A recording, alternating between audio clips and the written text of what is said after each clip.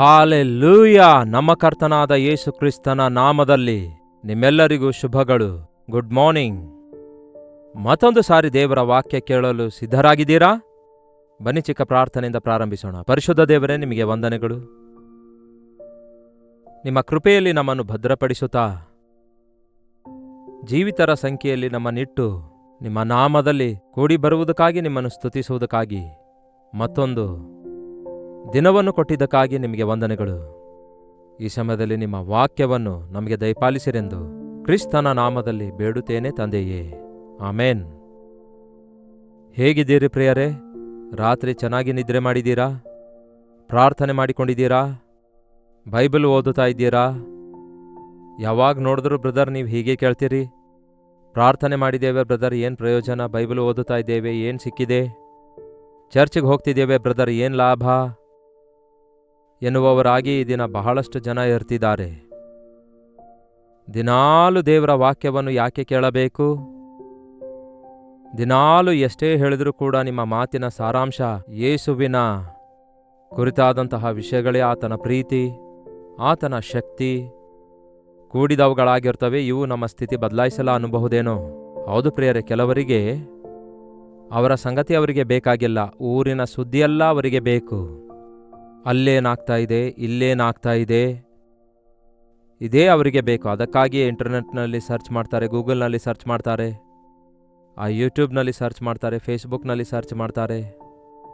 ಲೋಕದಲ್ಲೆಲ್ಲ ಏನೇನು ಆಗ್ತಾ ಇದೆ ಎಂದು, ಪಕ್ಕದ ದೇಶದಲ್ಲಿ, ಇತರ ದೇಶದಲ್ಲಿ ಎಂಬ ಎಲ್ಲ ವಿಷಯಗಳನ್ನು, ಮುಖ್ಯವಾಗಿ ನೆಗೆಟಿವ್ ಥಿಂಗ್ಸ್ಗಳನ್ನು ಹುಡುಕುತ್ತಾ ಇರ್ತಾರೆ. ನೋಡಿಬೇಕಾದ್ರೆ ಎಲ್ಲೋ ನಡೆದಂತಹ ಹತ್ಯೆಗಳು, ಎಲ್ಲೋ ನಡೆದಂತಹ ಕೊಲೆಗಳು, ಎಲ್ಲೋ ನಡೆದಿರುವ ಕಳ್ಳತನ, ಎಲ್ಲೋ ನಡೆದಿರುವ ಜಗಳ, ಯಾರೋ ಮನೆಯಲ್ಲಿ ನಡೆದಿರುವಂತಹ ದುಃಖಕರವಾದ ಸಂಘಟನೆಗಳು, ಯಾರದೋ ಮನೆಯಲ್ಲಿ ನಡೆದ ದೌರ್ಜನ್ಯಗಳು, ರಾಜಕೀಯ ಸಂಬಂಧವಾದ ವಿಷಯಗಳು, ಇವುಗಳಿಂದಲೇ ಮನಸ್ಸನ್ನು ತುಂಬಿಕೊಳ್ಳುತ್ತಿದ್ದಾರೆ. ದೇವರ ಮಾತುಗಳು ನಮಗೆ ಎಷ್ಟು ಅವಶ್ಯಕವಾಗಿವೆ ಎಂದು ಗುರುತಿಸುತ್ತಾ ಇಲ್ಲ ಪ್ರಿಯರೇ. ಯೇಸುವಿನ ಮಾತುಗಳು ಜೀವದ ಬುಗ್ಗೆಯಾಗಿವೆ. ಅವು ನಮ್ಮ ಸಂಗತಿ ಮಾತಾಡ್ತವೆ, ನಿಜವೇ. ಏನಂದ್ರಿ? ಅರ್ಥ ಆಗ್ತಾ ಇಲ್ಲವೋ? ಓಹೋ, ಲೋಕದಲ್ಲಿರುವ ಎಲ್ಲಾ ಸಂಗತಿಗಳು ಅರ್ಥ ಆಗ್ತವೆ, ಆದರೆ ಬೈಬಲ್ನಲ್ಲಿರುವಂತಹ ಸಂಗತಿಗಳು, ದೇವರ ಹೃದಯದೊಳಗಡೆಯಿಂದ ಬಂದಿರುವ ಮಾತಿನ ಸಾರಾಂಶ ನಮಗೆ ಅರ್ಥ ಆಗ್ತಾ ಇಲ್ಲ. ಹೌದು ಪ್ರಿಯರೇ, ಹುಟ್ಟು ಕುರುಡರು ಇರುತ್ತಾರಲ್ಲವೇ, ಅಂಥವರಿಗೆ ಯಾವತ್ತೇ ಆಗಲಿ ಅವರು ಬಣ್ಣ ನೋಡಲ್ಲ, ವಸ್ತುಗಳನ್ನು ನೋಡಲ್ಲ, ಹಾಗಾಗಿ ಅವರಿಗೇನೂ ಅರ್ಥ ಆಗಲ್ಲ. ಮಧ್ಯದಲ್ಲಿ ಕಣ್ಣು ಕಳ್ಕೊಂಡವರಿಗೆ ಅವರಿಗೆ ಗೊತ್ತು ಹಸಿರು ಯಾವುದೆಂದು, ಬಿಳಿ ಯಾವುದೆಂದು, ಕಪ್ಪು ಯಾವುದೆಂದು. ಕೆಲವೊಂದು ವಸ್ತುಗಳ ಆಕಾರ ಅವರು ನೋಡಿರುವುದರಿಂದ ಅವರ ಬ್ರೇನ್ನಲ್ಲಿ ರಿಜಿಸ್ಟರ್ ಆಗಿರುತ್ತೆ. ಆದರೆ ಹುಟ್ಟಿದಂದಿನಿಂದ ಯಾವತ್ತೂ ಕೂಡ ಅಂಧಕಾರ ಬಿಟ್ಟರೆ ಬೇರೆ ಏನೂ ಅವರಿಗೆ ಕಾಣಲ್ಲ. ಅಂಥವರಿಗೆ ನೀವು ಎಷ್ಟೇ ವಿವರಿಸಿ ಹೇಳಿದ್ರೂ ಕೂಡ ಈ ಲೋಕದ ವಿಷಯಗಳು ಅವರಿಗೆ ಅರ್ಥ ಆಗಲ್ಲ. ಒಮ್ಮೆ ಹುಟ್ಟು ಕುರುಡನೊಬ್ಬ ಕತೆ ಹೇಳು ಅಂತ ಕೇಳಿದನಂತೆ. ನಿನಗೆ ಅಂತಹ ಕತೆ ಹೇಳಬೇಕು ಅಂದಾಗ ಯಾವುದಾದ್ರೂ ಹೇಳು ಅಂತ ಅಂದ. ಒಂದಾನೊಂದು ಊರಲ್ಲಿ ಒಂದು ಹಂಸ ಇತ್ತು ಅಂದನಂತೆ. ಹಂಸ ಅಂದ್ರೆ ಏನು ಅಂತ ಕೇಳ್ದ. ಹಂಸ ಅಂದ್ರೆ ಅದೊಂದು ಪಕ್ಷಿ, ಬೆಳ್ಳಗಾಗಿರುತ್ತೆ ಅಂದ. ಬೆಳ್ಳಗಾಗಿರೋದು ಅಂದ್ರೆ ಏನು ಅಂತ ಕೇಳ್ದ. ಹೊಸದಾಗಿ ಸುಣ್ಣ ಬಳಿದಾಗ ಗೋಡೆ ಹೇಗೆ ಕಾಣಿಸುತ್ತೆ ಹಾಗಿರುತ್ತೆ ಅಂದ. ಹೊಸದಾಗಿ ಸುಣ್ಣ ಬೆಳೆದಾಗ ಗೋಡೆ ಹೇಗಿರುತ್ತೆ ಅಂತ ಕೇಳ್ದ. ಇನ್ನು ಇವನಿಗೆ ಎಷ್ಟೇ ಹೇಳಿದ್ರೂ ಅರ್ಥ ಆಗಲ್ಲ ಅಂದ್ಕೊಂಡು ಗೋಡೆ ಹತ್ತಿರ ತಕೊಂಡು ಹೋಗಿ ಕೂತ್ಕೊಳ್ಳುವಂತೆ ಮಾಡಿ ಅವನ ಕೈಯಿಂದ ಆ ಗೋಡೆಯನ್ನು ಸವರಿಸಿದ. ಆ ಕುರುಡ ಹಾಗೆಯೇ ತನ್ನ ಕೈಯಿನಿಂದ ಅದನ್ನು ಸವರುತ್ತಾ, ಆಯ್ತು ಅರ್ಥ ಆಯ್ತು ಅಂದನಂತೆ. ಏನು ಅರ್ಥ ಆಯ್ತು? ಹಂಸ ಗೋಡೆ ಅಂತಿದೆ ಅಂತ ಅರ್ಥ ಆಯ್ತಂತೆ, ಅಷ್ಟೇ. ಹಾಗೆ ಪ್ರಕೃತ ಸಂಬಂಧವಾದ ಮನುಷ್ಯರಿಗೆ ದೇವರ ವಿಷಯಗಳು ಅರ್ಥವಾಗಲ್ಲ, ಅದಕ್ಕೆ ಬೋರು ಆಗ್ತಾ ಇದೆಯಾ ಅನ್ನುತ್ತಾರೆ. ದೇವರ ಮಾತುಗಳನ್ನು ಹೇಳ್ತಾ ಇರುವಾಗ ಇವರಿಗೆ ಯಾವ ಕೆಲಸ ಕಾರ್ಯ ಇಲ್ಲ ಎಂಬುದಾಗಿ ನಮ್ಮಂಥವರ ಮೇಲೆ ನಿಂದೆ ಹೊರಿಸುತ್ತಾ ದೂಷಿಸಿ ಗೇಲಿ ಮಾಡುತ್ತಾರೆ ಹೊರತು ದೇವರ ಮಾತಿನಲ್ಲಿರುವ ಸಾರಾಂಶ, ಅದರಲ್ಲಿರುವ ಆಶೀರ್ವಾದಗಳನ್ನು ಗುರುತಿಸ್ಲಿಕ್ಕಾಗ್ತಾ ಇಲ್ಲ. ಅಷ್ಟಕ್ಕೂ ನೀವು ಹೇಗಿದ್ದೀರಿ? ಕೊರಿಂಥದವರಿಗೆ ಬರೆದ ಮೊದಲನೇ ಪತ್ರಿಕೆ 2ನೇ ಅಧ್ಯಾಯ 14ನೇ ವಚನ ನೋಡುವುದಾದರೆ ವಾಕ್ಯ ಹೀಗೆ ಹೇಳುತ್ತದೆ, ಗಮನ ಕೊಟ್ಟು ಕೇಳಿ. ಪ್ರಕೃತ ಸಂಬಂಧವಾದ ಮನುಷ್ಯನು ದೇವರ ಆತ್ಮನ ವಿಷಯಗಳನ್ನು ಅಂಗೀಕರಿಸುವುದಿಲ್ಲ, ಅವು ಅವನಿಗೆ ಹುಚ್ಚು ಮಾತಾಗಿ ತೋರುತ್ತವೆ. ಪ್ರಕೃತಿ ಸಂಬಂಧವಾದ ಮನುಷ್ಯನು, ಸಹಜವಾದಂತಹ ಮನುಷ್ಯನು, ಇಹಲೋಕದ ಅಧಿಪತಿ, ಇಹಲೋಕದ ದೇವರು ಅಪನಂಬಿಕೆಯುಳ್ಳಂಥವರ ಮನಸ್ಸನ್ನು ಮಂಕುಗೊಳಿಸಿದಾನಂತೆ. ಅದಕ್ಕಾಗಿಯೇ ಅವರು ದೇವರ ಆಶ್ಚರ್ಯಕರವಾದ ಜ್ಞಾನವಾಗಲಿ, ರೂಪವಾಗಲಿ, ಬೆಳಕಾಗಲಿ ನೋಡ್ಲಿಕ್ಕಾಗಲ್ಲ. ಪ್ರಕೃತಿ ಸಂಬಂಧವಾದ ಮನುಷ್ಯರಿಗೆ ದೇವರ ಕಾರ್ಯಗಳು ಅರ್ಥ ಆಗುವುದಿಲ್ಲ. ಆದರೆ ಯಾರ ಮನೋನೇತ್ರಗಳು ತೆರೆಯಲ್ಪಡುತ್ತವೋ, ಪೌಲನ ಮನೋನೇತ್ರಗಳು ಮುಚ್ಚಲ್ಪಟ್ಟಿದುವಂತೆ. ಅವನು ಯೇಸುಕ್ರಿಸ್ತನಿಗೆ ಪ್ರಾರ್ಥಿಸುವವರನ್ನು ಹಿಂಸಿಸುತ್ತಾ ಇದ್ದ, ಯೇಸುವನ್ನು ದೂಷಿಸುತ್ತಾ ಇದ್ದ. ಯಾವಾಗ ಅವನ ಮನೋನೇತ್ರಗಳು ತೆರೆಯಲ್ಪಟ್ಟವೋ, ಯಾವಾಗ ಅವನ ಕಣ್ಣುಗಳು ತೆರೆಯಲ್ಪಟ್ಟವೋ, ಯಾವಾಗ ಅವನು ದೇವರ ದೊಡ್ಡ ಬೆಳಕಿನ ಪ್ರಕಾಶವನ್ನು ನೋಡಿ ತನ್ನ ಸ್ಥಿತಿಯನ್ನು ಗ್ರಹಿಸಿಕೊಂಡನೋ, ಆಗ ಅವನು ಕ್ರಿಸ್ತನ ಪ್ರೀತಿಯನ್ನು ಎಷ್ಟರ ಮಟ್ಟಿಗೆ ಅನುಭವಿಸಿದನೆಂದು, ಎಷ್ಟರ ಮಟ್ಟಿಗೆ ಪ್ರಕಟಿಸಿದನೆಂದು ನಾವು ಅವನು ಬರೆದಿರುವ 13 ಪತ್ರಿಕೆಗಳನ್ನು ಓದುವಾಗ ತಿಳಿದುಕೊಳ್ಳಬಹುದು. ಯೇಸು ಕ್ರಿಸ್ತನ ಶಕ್ತಿಯನ್ನು ಅರಿಯದಂಥವರು, ಆತನ ಪ್ರೀತಿ ಅರಿಯದವರು ಎಷ್ಟೋ ಜನ ಇದ್ದಾರೆ. ಅವರಿಗೋಸ್ಕರ ನಾವು ಪ್ರಾರ್ಥಿಸಬೇಕು. ಪವಿತ್ರಾತ್ಮ ದೇವರು ಅವರಿಗೆ ಒಪ್ಪಿಕೊಳ್ಳುವಂತೆ ಮಾಡುವಾಗ, ಅವರ ಮನೋನೇತ್ರಗಳು ಬೆಳಗಲ್ಪಡುವಾಗ ಕ್ರಿಸ್ತನ ಶ್ರೇಷ್ಠತೆಯನ್ನು ಅವರು ಅರಿತುಕೊಳ್ತಾರೆ. ಅವರ ಮನೋನೇತ್ರಗಳು ತೆರೆಯಲ್ಪಟ್ಟಾಗ ಅವರು ತಮ್ಮ ಸ್ಥಿತಿಯನ್ನು ತಾವೇ ಗ್ರಹಿಸಿಕೊಳ್ತಾರೆ. ಇಂತಹ ಬೋಧನೆಯಲ್ಲಿ ನಿಮಗೆ ಹೇಗೆ ದುಡ್ಡನ್ನು ಹೆಚ್ಚು ಮಾಡಿಕೊಳ್ಳಬೇಕು, ಹೇಗೆ ನಮ್ಮ ಸೌಂದರ್ಯವನ್ನು ಹೆಚ್ಚು ಅಲಂಕರಿಸಿಕೊಳ್ಳಬೇಕು, ಯಾವ ರೀತಿಯಾಗಿ ಒಳ್ಳೆ ಪ್ಲಾನಿಂಗ್ ಮಾಡಬೇಕು, ಹೇಗೆ ಒಳ್ಳೆ ಮನೆ ಕಟ್ಟಿಕೊಳ್ಳಬೇಕು, ಇಂತಹ ವಿಷಯಗಳು ಇರುವುದೇ ಇಲ್ಲ. ಕರೆಕ್ಟೇ. ಅಂತಹ ವಿಷಯಗಳಿಗೋಸ್ಕರವೇ ಮನುಷ್ಯರು ಹುಡುಕುತ್ತಿದ್ದಾರೆ. ಈ ಲೋಕದಲ್ಲಿ ಎಷ್ಟೇ ಇದ್ರೂ ಕೂಡ ಮನಃಶಾಂತಿ ಇಲ್ಲದಿದ್ದರೆ ಏನು ಪ್ರಯೋಜನ? ಅವೆಲ್ಲ ಇದ್ರೂ ಕೂಡ ಮನುಷ್ಯನಿಗೆ ಒಂದು ಕೊರತೆ ಇದೆ. ಅದೇ ದೇವರು ಇಲ್ಲದ ಸ್ಥಳ, ದೇವರು ಇಲ್ಲದ ಸ್ಥಿತಿ. ಅದಕ್ಕೆ ದೇವರ ವಾಕ್ಯ ನಮಗೆ ಅಗತ್ಯವಾಗಿದೆ. ನೀವು ಆಧ್ಯಾತ್ಮಿಕವಾಗಿ ರಕ್ಷಿಸಲ್ಪಟ್ಟಿದ್ದೇನೆ, ಯೇಸುವನ್ನು ಅರಿತಿದ್ದೇನೆ ಎಂಬುದಾಗಿ ಹೇಳ್ತಾ ಇದ್ದೀರಿ. ಅದೇ ನಿಜವಾಗಿರೋದಾದರೆ ನೀವು ದೇವರ ಮಾತಿನಲ್ಲಿ ಆನಂದಿಸುವವರಾಗಿರ್ತೀರಿ. ಆತನ ವಾಕ್ಯದಲ್ಲಿ ಆಸಕ್ತಿ ಇಲ್ಲದವರಾಗಿ ನೀವು ಇರ್ತಾ ಇರುವುದಾದರೆ, ಆತನ ವಾಕ್ಯ ನಮಗೆ ಅರ್ಥ ಆಗ್ತಾ ಇಲ್ಲ ಎಂದು ಹೇಳ್ತಾ ಇರೋದಾದರೆ, ನಿಮ್ಮ ಮನೋನೇತ್ರಗಳು ಇನ್ನೂ ತೆರೆಯಲ್ಪಟ್ಟಿಲ್ಲವೇನೋ? ಮೊದಲನೇದಾಗಿ ನೀವು ದೇವರ ಸನ್ನಿಧಿಯಲ್ಲಿ ಮೊಳಕಾಲೂರಿ ಪ್ರಾರ್ಥಿಸಿ ನಿಮ್ಮ ಸ್ಥಿತಿಯನ್ನು ದೇವರ ಸನ್ನಿಧಿಯಲ್ಲಿ ಒಪ್ಪಿಕೊಳ್ಳಿರಿ. ಪರಿಶುದ್ಧನಾದ ಪೌಲನು ಬಹಳ ಆತ್ಮ ಸಂಬಂಧವಾದ ದೈವ ಸೇವಕನು. ಇದೇ 2ನೇ ಅಧ್ಯಾಯ 1ನೇ ವಚನದಿಂದ ವೇಗವಾಗಿ ಓದುತ್ತೇನೆ ಕೇಳ್ರಿ. ಸಹೋದರರೇ, ನಾನು ನಿಮ್ಮ ಬಳಿಗೆ ಬಂದಾಗ ವಾಕ್ಚಾತುರ್ಯದಿಂದಾಗಲಿ ಜ್ಞಾನಾಡಂಬರದಿಂದಾಗಲಿ ಪ್ರಕಟಿಸುವವನಾಗಿ ನಿಮ್ಮ ಬಳಿಗೆ ಬಂದವನಲ್ಲ. ವಾಕ್ಚಾತುರ್ಯದಿಂದ ಮಾತಾಡುವ ಮಾತುಗಳು ಅನೇಕರಿಗೆ ಆಕರ್ಷಣೆಯುಳ್ಳವುಗಳಾಗಿರ್ತವೆ. ಜ್ಞಾನಾಡಂಬರದಿಂದ ಕೂಡಿದ ಮಾತುಗಳು ಅನೇಕರು ಇಂಟ್ರೆಸ್ಟಿಂಗ್ ಆಗಿ ಕೇಳ್ತಾರೆ. ಆದರೆ ಸುವಾರ್ತೆ ಸಿಂಪಲ್ ಆಗಿದೆ, ಬಹಳ ಸಾಧಾರಣವಾಗಿದೆ. ಕ್ರಿಸ್ತನು ನಮಗೋಸ್ಕರ ಮರಣ ಹೊಂದಿದ್ದಾನೆ. ಎಸ್, ಇಷ್ಟೇನಾ? Jesus saves, he loves. Yesu ನಮ್ಮನ್ನು ರಕ್ಷಿಸುತ್ತಾರೆ, ಆತನು ನಮ್ಮನ್ನು ಪ್ರೀತಿಸುತ್ತಿದ್ದಾರೆ. ಈ ಮಾತುಗಳು ಬಹಳಷ್ಟು ಜನರಿಗೆ ಸರ್ವಸಾಧಾರಣವಾಗಿರ್ತವೆ. ಆದರೆ ಇದರಲ್ಲಿರುವಂತಹ ಸಾರಾಂಶವನ್ನು ಗ್ರಹಿಸಿಕೊಂಡಾಗ, ಇದನ್ನು ಅನುಭವಿಸುವಾಗ ಅದ್ಭುತವಾದ ಜಯವನ್ನು, ಆಶೀರ್ವಾದವನ್ನು ನೋಡಬಲ್ಲೆವು. 4ನೇ ವಚನ ನೋಡಿ.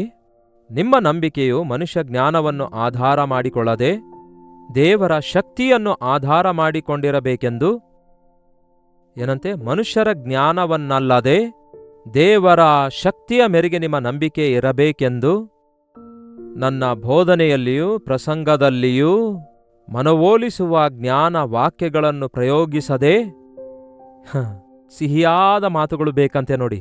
ಕೆಲವರು ಮಾತಾಡುವ ಮಾತುಗಳು ಎಷ್ಟು ಸಿಹಿಯಾಗಿರ್ತವೆ ನೋಡಿ. ನಮ್ಮನ್ನು ಹೊಗಳುತ್ತಾ ಇರುವಾಗ ಎಷ್ಟು ಚೆನ್ನಾಗಿ ಅವರ ಮಾತುಗಳು ನಮ್ಮ ಮನವೊಲಿಸುತ್ತವೆ ನೋಡಿ. ಹೊಗಳಿಕೆಯ ಮಾತುಗಳು ಕೇಳುವಾಗ, ಇಲ್ಲವೇ ಒಂದು ರೀತಿಯಲ್ಲಿ ಅಪಹಾಸ್ಯ ಮಾಡುತ್ತಿರುವಾಗ, ಒಂಥರ ಇತರರ ಕುರಿತಾದ ಕೆಟ್ಟ ಮಾತುಗಳ ವಿಷಯದಲ್ಲಿ ವಿಮರ್ಶಿಸುತ್ತಿರುವಾಗ ಕೆಲವರಿಗೆ ಅದೇನೋ ಕೇಳಿಸಿಕೊಳ್ಬೇಕನ್ಸುತ್ತೆ. ಅವು ಸಿಹಿಯಾಗಿರ್ತವೆ ಅವರಿಗೆ.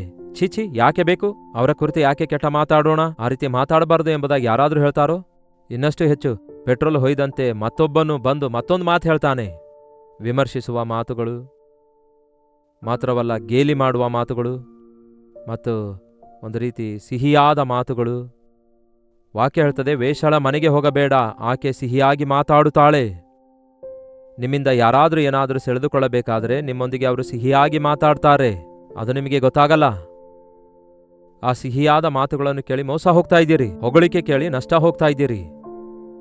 ಸುವಾರ್ತೆಯು ಕೂಡ ಈ ದಿನ ಅದೇ ರೀತಿ ಪ್ರಕಟಿಸಲ್ಪಡ್ತಾ ಇದೆ ಎನ್ನುವಂಥದ್ದನ್ನು ನೋಡುವಾಗ ಬಹಳ ವೇದನೆ ಉಂಟಾಗ್ತದೆ. ದೇವರ ಸೇವಕರಾದ ನಾವು ವಾಕ್ಯವನ್ನು ಗದರಿಸುವುದಕ್ಕಾಗಿ, ಬುದ್ಧಿ ಹೇಳುವುದಕ್ಕಾಗಿ, ತಿದ್ದುವುದಕ್ಕಾಗಿ, ದೇವರಲ್ಲಿ ಶಿಕ್ಷಿಸುವುದಕ್ಕಾಗಿ ಯೋಗ್ಯವಾದದ್ದಾಗಿದೆಯೇ ಹೊರತು ಭೋಗ ಅನುಭವಿಸುವುದಕ್ಕಾಗಲಿ, ಇಲ್ಲವೇ ನೀವು ಮಾಡೋದೆಲ್ಲ ಸರಿ, ನೀವೇನು ಮಾಡ್ತಾ ಇದ್ದೀರೋ ಸರಿ ಅನ್ನುವುದಕ್ಕಾಗಲಿ, ಜನರಿಗೆ ಲೋಕ ಸಂಬಂಧವಾದ ಆಸೆ ಕಲ್ಪಿಸುವುದಕ್ಕಾಗಿ ಮಾಡುವ ಬೋಧನೆಯಾಗಲಿ, ಲೋಕ ಸಂಬಂಧವಾದ ಸಿಹಿಯಾದ ಮಾತುಗಳಿಂದ ನಿಮ್ಮನ್ನು ಸವಿಯಾದ ನುಡಿಗಳಿಂದ ಹಿಗ್ಗಿಸಿ ನಿಮ್ಮಿಂದ ಏನೋ ಸೆಳೆದುಕೊಳ್ಳುವುದಕ್ಕಾಗಿ ಮಾಡುವಂಥದ್ದು ದೇವರ ಸೇವೆಯೇ ಅಲ್ಲ. ಅದು ಮೋಸ, ಅದು ಅನ್ಯಾಯ. ನೀವೇನು ಕೇಳ್ತಾ ಇದ್ದೀರೋ ಜಾಗ್ರತೆಯಿಂದ ಕೇಳ್ರಿ, ಅದನ್ನು ಗ್ರಹಿಸಿಕೊಡ್ರಿ. ನೀವು ಕೇಳಿರುವಂತಹ ವಿಷಯ ದೇವರ ವಾಕ್ಯದಲ್ಲಿ ಇದೆಯೋ ಇಲ್ಲವೋ ಎಂಬುದಾಗಿ ಪರಿಶೀಲಿಸಿ ತಿಳಿದುಕೊಳ್ಳಿರಿ. ಪೌಲನು ಹೇಳ್ತಾನೆ ಧೈರ್ಯದಿಂದ, ನಾನು ಸವಿಯಾದ ಮಾತುಗಳನ್ನು ಬಳಸಲಿಲ್ಲ, ನಾನು ವಾಕ್ಚಾತುರ್ಯವನ್ನು ಉಪಯೋಗಿಸಲಿಲ್ಲ, ಲೋಕ ಜ್ಞಾನವನ್ನು ಉಪಯೋಗಿಸಿ ನಿಮಗೆ ಬೋಧಿಸಲಿಲ್ಲ. ಪರಿಶುದ್ಧಾತ್ಮನನ್ನು, ದೇವರ ಶಕ್ತಿಯನ್ನು ತೋರ್ಪಡಿಸುವ ವಾಕ್ಯಗಳನ್ನೇ ಪ್ರಯೋಗಿಸಿದೆನು, ಇಲ್ಲವೇ ದೃಷ್ಟಾಂತಗಳನ್ನೇ ಉಪಯೋಗಿಸಿದ್ದೇನೆ ಅನ್ನುತ್ತಾನೆ. ಪರಿಶುದ್ಧಾತ್ಮನನ್ನು, ದೇವರ ಶಕ್ತಿಯನ್ನು ತೋರ್ಪಡಿಸುವಂತಹ ಉದಾಹರಣೆಗಳನ್ನು, ದೇವರು ಮಾಡುವ ಅದ್ಭುತಗಳನ್ನೇ ನಿಮ್ಮೊಂದಿಗೆ ಹಂಚಿಕೊಂಡಿದ್ದೇನೆ ಅನ್ನುತ್ತಾನೆ. ದೇವರು ಮಾಡುವ ಅತ್ಯಂತ ದೊಡ್ಡ ಅದ್ಭುತ ಒಬ್ಬ ಪಾಪಿಯನ್ನು ಪರಿಶುದ್ಧನನ್ನಾಗಿ ಮಾರ್ಪಡಿಸುವಂಥದ್ದಾಗಿದೆ. ನಾವು ಪಾಪಿಗಳೆಂದು ಒಪ್ಪಿಕೊಳ್ಳುವುದಾದರೆ ಯೇಸು ಕ್ರಿಸ್ತನ ರಕ್ತವು ನಮ್ಮನ್ನು ಪ್ರತಿ ಪಾಪದಿಂದ ಅದೇ ಕ್ಷಣದಲ್ಲಿ ವಾಷಿಂಗ್ ಮಷಿನ್ನಲ್ಲಿ ಹಾಕುವ ಅಗತ್ಯವಿಲ್ಲದೆ, ಕುರಿಗಳನ್ನು ತಂದು ಬಲಿ ಕೊಡುವ ಅಗತ್ಯವಿಲ್ಲದೆ, ನಾವು ನಮ್ಮ ಪಾಪಗಳನ್ನು ಒಪ್ಪಿಕೊಳ್ಳುವುದಾದರೆ ಆತನು ನಂಬಿಗಸ್ತನೂ ನೀತಿವಂತನಾಗಿರೋದ್ರಿಂದ ನಮ್ಮ ಸಕಲ ದುರ್ನೀತಿಯನ್ನು ತೊಲಗಿಸಿ ನಮಗೆ ಪವಿತ್ರಗೊಳಿಸುತ್ತಾನೆ. ಇದನ್ನು ನೀವು ನಂಬಲಿಕ್ಕಾಗುತ್ತಾ ಇಲ್ವಲ್ಲವೋ? ಒಪ್ಪಿಕೊಳ್ಳಲಾರದ ಪಾಪ ತೀರ್ಪಿಗಾಗಿ ಸಿದ್ಧಗೊಳ್ಳುತ್ತದೆ. ಒಪ್ಪಿಕೊಂಡ ಪಾಪ ಕ್ರಿಸ್ತನ ರಕ್ತದ ಕೆಳಗೆ ಮುಚ್ಚಿ ಹಾಕಲ್ಪಡ್ತದೆ. ಕ್ರಿಸ್ತ ಯೇಸುವಿನಲ್ಲಿದ್ದವರಿಗೆ ಯಾವ ಶಿಕ್ಷೆಯ ವಿಧಿಯಿಲ್ಲ. ನಿಮ್ಮ ಪಾಪವನ್ನು ಯಾವ ರೀತಿ ಮುಚ್ಚಿಕೊಳ್ಳುವಂಥದ್ದು ಮುಖ್ಯವಲ್ಲ ಪ್ರಿಯರೇ, ನಿಮ್ಮ ಪಾಪವನ್ನು ಯಾವ ರೀತಿಯಾಗಿ ಕವರ್ ಮಾಡಿಕೊಳ್ಳಬೇಕೆನ್ನುವುದು ಮುಖ್ಯವಲ್ಲ ಪ್ರಿಯರೇ. ನಮ್ಮ ಪಾಪಗಳಿಂದ ನಾವು ಬಿಡಿಸಲ್ಪಡುವುದಕ್ಕಾಗಿ ನಾವು ಅವುಗಳನ್ನು ಒಪ್ಪಿಕೊಳ್ಳುವುದಾದರೆ, ಪವಿತ್ರಾತ್ಮನು ನಾವು ಒಪ್ಪಿಕೊಳ್ಳುವಂತೆ ಮಾಡಿದಾಗ ನಾವು ಒಪ್ಪಿಕೊಂಡರೆ ಕ್ರಿಸ್ತನ ರಕ್ತದಲ್ಲಿ ತೊಳೆಯಲ್ಪಡ್ತೇವೆ. ಇನ್ನು ಸ್ವಲ್ಪ ಮುಂದೆ ಹೋಗೋದಾದರೆ 6ನೇ ವಚನ ಹೇಳುತ್ತೆ, ಆದರೂ ಪ್ರವೀಣರಲ್ಲಿ ಜ್ಞಾನವನ್ನೇ ಹೇಳುತ್ತೇವೆ, ಅದು ಇಹಲೋಕದ ಜ್ಞಾನ ಅಲ್ಲ, ನಿರರ್ಥಕವಾಗಿ ಹೋಗುವ ಇಹಲೋಕಾಧಿಕಾರಿಗಳ ಜ್ಞಾನವೂ ಅಲ್ಲ. ಇಹಲೋಕಾಧಿಕಾರಿಗಳ ಜ್ಞಾನ. ಕೆಲವು ತಿಂಗಳುಗಳ ಹಿಂದೆ ದೇಶದಲ್ಲೆಲ್ಲ ಎಲೆಕ್ಷನ್ ಆದವು. ಅದಕ್ಕೆ ಈ ಲೋಕದಲ್ಲಿ ನೋಡ್ರಿ, ಇತ್ತೀಚೆಗೆ ಅಮೆರಿಕದಲ್ಲಿ ಕೂಡ ಎಲೆಕ್ಷನ್ ಆದವು. ಅದೇ ರೀತಿ ನಮ್ಮ ದೇಶದಲ್ಲೂ ಕೂಡ ಇದೇ ವರ್ಷದಲ್ಲಿ ಎಲೆಕ್ಷನ್ಗಳಾದವು. ಎಲೆಕ್ಷನ್ ಬಂದಾಗ ಅವರು ಜ್ಞಾನವುಳ್ಳವರಾಗಿ ಯಾವ ರೀತಿಯಾಗಿ ಓಟುಗಳನ್ನು ಸಂಪಾದಿಸಬೇಕು, ಅಧಿಕಾರ ಚುಕ್ಕಾಣಿ ಹಿಡಿಯಬೇಕೆಂದು ಅವರು ಜನರೊಂದಿಗೆ ಬೆರೆಯುತ್ತಿದ್ದಾರೆ ಎಂಬ ಮಾತು ಬಳಸುತ್ತಾರೆ. ದೇವರ ಸೇವೆ, ದೇವರ ನಾಮ, ದೇವರ ವಾಕ್ಯ, ಈ ರೀತಿಯಾಗಿ ಇಹಲೋಕ ಸಂಬಂಧವಾದ ಹೋರಾಟದೊಂದಿಗೆ, ಲೋಕ ಸಂಬಂಧವಾದ ಯುಕ್ತಿ ಕುಯುಕ್ತಿಗಳೊಂದಿಗೆ ಏನೋ ಒಂದನ್ನು ಸಂಪಾದಿಸುವುದಕ್ಕಾಗಿ ಅಲ್ಲ, ಆ ಗುಟ್ಟನ್ನು ಮರ್ಮಗಳನ್ನು ಹೇಳುವುದಕ್ಕಾಗಿ ಅಲ್ಲ ಸೇವಕರು ಇರುವಂಥದ್ದು ಎಂದು ನೀವು ಗ್ರಹಿಸುವುದಾದರೆ, ನೀವು ನಿಜವಾಗಲೂ ದೇವರನ್ನು ಪ್ರೀತಿಸುವುದಾದರೆ ಆತನ ವಾಕ್ಯವನ್ನು ಪ್ರೀತಿಸ್ತೀರಿ. ಯಾವುದು ಮೇಲಾದದ್ದೆಂದು ಅರಿತುಕೊಳ್ಳುವುದಾದರೆ ಆ ವಾಕ್ಯಕ್ಕೆ ನೀವು ವಿಧೇಯರಾಗ್ತೀರಿ. ಇಹಲೋಕ ಅಧಿಕಾರಿಗಳ ಜ್ಞಾನವೂ ಅಲ್ಲ, ಇದುವರೆಗೂ ಗುಪ್ತವಾಗಿದ್ದ ಸತ್ಯಾರ್ಥಗಳನ್ನೇ ತಿಳಿಸುವಲ್ಲಿ ದೇವರ ಜ್ಞಾನವನ್ನೇ ಬೋಧಿಸುತ್ತೇವೆ. ಈ ಜ್ಞಾನವು ಇದುವರೆಗೂ ಮರೆಮಾಡಿ ಇಡಲಾಗಿತ್ತು. ಲೋಕೋತ್ಪತ್ತಿಗಿಂತ ಮೊದಲೇ ದೇವರು ನಮ್ಮ ಮಹಿಮೆಗಾಗಿ ನೇಮಿಸಿದನು. ಇಹಲೋಕಾಧಿಕಾರಿಗಳಲ್ಲಿ ಯಾರೂ ಅರಿಯಲಿಲ್ಲ. ಅರಿತಿದ್ದರೆ ಅವರು ಮಹಿಮೆಯುಳ್ಳ ಕರ್ತನನ್ನು ಶಿಲುಬೆಗೆ ಹಾಕುತ್ತಾ ಇರಲಿಲ್ಲ. ಏನಂತೆ? ಅವರು ಶಿಲುಬೆಗೆ ಹಾಕುತ್ತಾ ಇರಲಿಲ್ಲ. ದೇವರು ತನ್ನ ಅನಂತವಾದ ಜ್ಞಾನದಿಂದ ಪಾಪಿಗಳಾದ ನಮ್ಮನ್ನು ಪರಿಶುದ್ಧಗೊಳಿಸುವುದಕ್ಕಾಗಿ, ಶಾಪಗ್ರಸ್ತರಾದಂತಹ ನಮ್ಮನ್ನು ಆಶೀರ್ವಾದಕ್ಕೆ ಕಾರಣರನ್ನಾಗಿ ಮಾಡಲು, ನಮ್ಮ ಶಿಕ್ಷೆಯನ್ನು ಕಲ್ವರಿ ಶಿಲುಬೆಯಲ್ಲಿ ಹೊತ್ತುಕೊಂಡು ಆತನಿಗುಂಟಾದ ಬಾಸುಂಡೆಗಳಿಂದ ನಮಗೆ ಸ್ವಸ್ಥತೆಯನ್ನು ಕೊಡಲು, ಮರಣವನ್ನು ಮರಣದಿಂದಲೇ ಜಯಿಸಿ ನಾನೇ ಮಾರ್ಗವು, ಜೀವವು, ಸತ್ಯವು ಎಂದು ಹೇಳುವುದಕ್ಕಾಗಿ, ನನ್ನಲ್ಲಿ ನಂಬಿಕೆ ಇಡುವವನು ಸತ್ತರೂ ತಿರುಗಿ ಬದುಕುವನು ಎಂದು ಹೇಳಬಲ್ಲಂತಹ ಕರ್ತನು ನಮ್ಮೆಲ್ಲರ ಪಾಪಗಳನ್ನು ಪರಿಹಾರ ಮಾಡಿದ್ದಾರೆ. ನನ್ನ ಪಾಪಗಳಿಗೋಸ್ಕರ ಯೇಸು ಕ್ರಿಸ್ತನು ಯಾವ ರೀತಿಯಾಗಿ ಮರಣ ಹೊಂದಿದ್ದಾನೆ ಎಂದು ನಮಗೆ ಅರ್ಥ ಆಗದೇ ಇರಬಹುದು. ಒಬ್ಬ ಕುರುಡನಿಗೆ ಎಲ್ಲವೂ ಅರ್ಥ ಆಗದೇ ಇರುವಂತೆ ಮಾನಸಿಕ ಮನೋನೇತ್ರಗಳು ಮುಚ್ಚಲ್ಪಟ್ಟಂಥವರು ದೇವರ ಕಾರ್ಯಗಳನ್ನು ಗ್ರಹಿಸುವುದಿಲ್ಲ. ಆದರೆ ಪರಿಶುದ್ಧಾತ್ಮದೇವರು ನಮ್ಮನ್ನು ಮುಟ್ಟಿದಾಗ ನಮ್ಮ ಮನೋನೇತ್ರಗಳು ತೆರೆಯಲ್ಪಡುತ್ತವೆ. ನಮ್ಮ ಸ್ಥಾನದಲ್ಲಿ ನಮಗೋಸ್ಕರ ಬಲಿಯಾಗಿರುವ ಯೇಸುವನ್ನು ನೋಡಿ ಆತನಲ್ಲಿ ನಂಬಿಕೆ ಇಡುವಂಥವರಾಗಿರುತ್ತೇವೆ. ನಮ್ಮ ಜೀವಿತದಲ್ಲಿ ಯಾವುದೆಲ್ಲ ಉನ್ನತವಾಗಿವೆ ಎಂದು, ಯಾವುದೆಲ್ಲ ಶ್ರೇಷ್ಠವಾಗಿವೆ ಎಂದು, ಯಾವುದೆಲ್ಲ ನಿಜವಾಗಿವೆ ಎಂದು ಅವುಗಳಿಗೋಸ್ಕರ ತವಕ ಪಡುವಂಥವರಾಗಿರುತ್ತೇವೆ. ನೀವೆಲ್ಲರೂ ಆಧ್ಯಾತ್ಮಿಕವಾಗಿ ಅಭಿವೃದ್ಧಿಯಾಗಬೇಕೆಂದು, ಲೋಕ ಜ್ಞಾನದಿಂದಲ್ಲದೆ ದೈವ ಜ್ಞಾನದಿಂದ ತುಂಬಲ್ಪಡಬೇಕೆಂದು ಆಶಿಸುತ್ತಾ ಬನ್ನಿ ಪ್ರಾರ್ಥಿಸೋಣ. ತಲೆಬಾಗಿಸಿರಿ. ಪ್ರಾರ್ಥನೆ. ಪರಿಶುದ್ಧ ದೇವರೇ, ನಿಮಗೆ ವಂದನೆಗಳು. ಇಹಲೋಕ ಅಧಿಕಾರಿಗಳ ಜ್ಞಾನ ಈ ಲೋಕದ ಜ್ಞಾನ ವ್ಯರ್ಥವೆಂದು, ಈ ಲೋಕವು ಅದರ ಆಸೆಯು ಗತಿಸಿ ಹೋಗುವ ಒಂದು ದಿನ ಇದೆ ಎಂದು, ದೈವ ಜ್ಞಾನ ಹೊಂದಿಕೊಳ್ಳುವಂತೆಯೂ ಮೇಲಿನಿಂದ ಬಂದಂತಹ ಶ್ರೇಷ್ಠವಾದ ಜ್ಞಾನವನ್ನು ಸಂಪಾದಿಸಿಕೊಳ್ಳುವುದಕ್ಕಾಗಿಯೂ ಈ ಬೈಬಲ್ನಲ್ಲಿರುವ, ಈ ಪರಿಶುದ್ಧ ಸತ್ಯವೇದದಲ್ಲಿರುವ ನಿಮ್ಮ ಪ್ರತಿಯೊಂದು ಮಾತು ನಮ್ಮ ಮನೋನೇತ್ರಗಳನ್ನು ಬೆಳಗಿಸುವಂಥದ್ದಾಗಿರೋದ್ರಿಂದ, ನಮ್ಮ ನಂಬಿಕೆ ಅಭಿವೃದ್ಧಿಗೊಳಿಸುವಂಥದ್ದಾಗಿರೋದ್ರಿಂದ, ನಿಮ್ಮ ವಾಕ್ಯ ಕೇಳುವಾಗ ದೇವರೇ, ಯಾವ ಕಣ್ಣು ಕಾಣದಂತಹ, ಯಾವ ಕಿವಿ ಕೇಳದಂತಹ, ಯಾವ ಹೃದಯಕ್ಕೂ ಗೋಚರವಾಗದಂತಹ ಸಂಗತಿಗಳನ್ನು ನಮಗಾಗಿ ಸಿದ್ಧ ಮಾಡಿಟ್ಟಿದ್ದೀರೆಂದು ಗ್ರಹಿಸಿ ನಿಮ್ಮ ಮಾತುಗಳಿಗೆ ವಿಧೇಯರಾಗುವುದಕ್ಕೂ ನಮ್ಮ ಪ್ರತಿಯೊಬ್ಬರಿಗೂ ಸಹಾಯ ಮಾಡಿರೆಂದು ಕ್ರಿಸ್ತನ ನಾಮದಲ್ಲಿ ಬೇಡುತ್ತೇನೆ ತಂದೆಯೇ. ಆಮೇನ್. ತಂದೆಯಾದ ದೇವರ ಪ್ರೀತಿಯೂ, ಮಗನಾಗಿರುವ ಕ್ರಿಸ್ತನ ಕೃಪೆಯೂ, ಆದರಣೆ ಕರ್ತನಾದ ಪವಿತ್ರಾತ್ಮನ ಸಹವಾಸವು ಈ ಅನುದಿನದ ಧ್ಯಾನದಲ್ಲಿ ಐಕ್ಯವಾಗಿರುವ ನಮ್ಮೆಲ್ಲರ ಸಂಗಡ ಸದಾಕಾಲಕ್ಕೂ ನೆಲೆಯಾಗಿರಲಿ. ಆಮೇನ್. ದೇವರ ವಾಕ್ಯ ಕೇಳಿ ಪ್ರಿಯರೇ, ನಂಬಿಕೆಯಲ್ಲಿ ನೀವು ಅಭಿವೃದ್ಧಿ ಹೊಂದುತ್ತೀರಿ. ನಿಮಗಾಗಿ ನಾವು ಪ್ರಾರ್ಥಿಸಬೇಕಾದರೆ 8939731313 ನಂಬರ್ಗೆ, ಹೊರದೇಶದಿಂದಲೂ ಸಹ ವೀಕ್ಷಿಸುವುದಾದರೆ ಇದೇ ನಂಬರ್ಗೆ ಒಂದು ಟೆಕ್ಸ್ಟ್ ಆಗಲಿ, ವಾಯ್ಸ್ ಮೆಸೇಜ್ ಆಗಲಿ ವಾಟ್ಸಪ್ ಮೂಲಕ ಕಳಿಸಿಕೊಡಿರಿ. ನಿಮಗೋಸ್ಕರ ಪ್ರಾರ್ಥಿಸ್ತಿದ್ದೇವೆ, ನೀವು ಕೂಡ ಪ್ರಾರ್ಥಿಸಿರಿ. ಭಾರವುಳ್ಳ ಈ ಸೇವೆಯಲ್ಲಿ ನೀವು ಪಾಲುಗಾರರಾಗಲು ಇಚ್ಛಿಸುವುದಾದರೆ ನಿಮ್ಮ ಕಾಣಿಕೆಗಳನ್ನು ಕಳಿಸಿಕೊಡುವುದಾದರೆ ಕೆಳಗಡೆ ವಿವರ ಕೊಡಲ್ಪಟ್ಟಿದೆ. ಇನ್ನೂ ಹೆಚ್ಚಿನ ವಿವರ ನಿಮಗೆ ಬೇಕಾದರೆ 8939731313 ನಂಬರ್ಗೆ ನೀವು ಕಾಲ್ ಮಾಡಬಹುದು, ಇಲ್ಲವೇ ಸ್ಕ್ರೀನ್ನಲ್ಲಿ ಕಾಣಿಸುವಂತಹ ನಂಬರ್ಸ್ಗೆ ನೀವು ಒಂದು ವಾಟ್ಸಪ್ ಮೆಸೇಜ್ ಕಳಿಸಬಹುದು. ಕರ್ತನ ಚಿತ್ತವಿರುವುದಾದರೆ ಮತ್ತೆ ನಾಳೆ ಇದೇ ಅನುದಿನದ ಧ್ಯಾನ ಎಂಬ ಕಾರ್ಯಕ್ರಮದಲ್ಲಿ ಮತ್ತೆ ಭೇಟಿಯಾಗೋಣ. ಅಲ್ಲಿವರೆಗೂ ದೇವರ ಮಹಾಕೃಪೆ ನಿಮ್ಮೆಲ್ಲರೊಂದಿಗಿರಲಿ.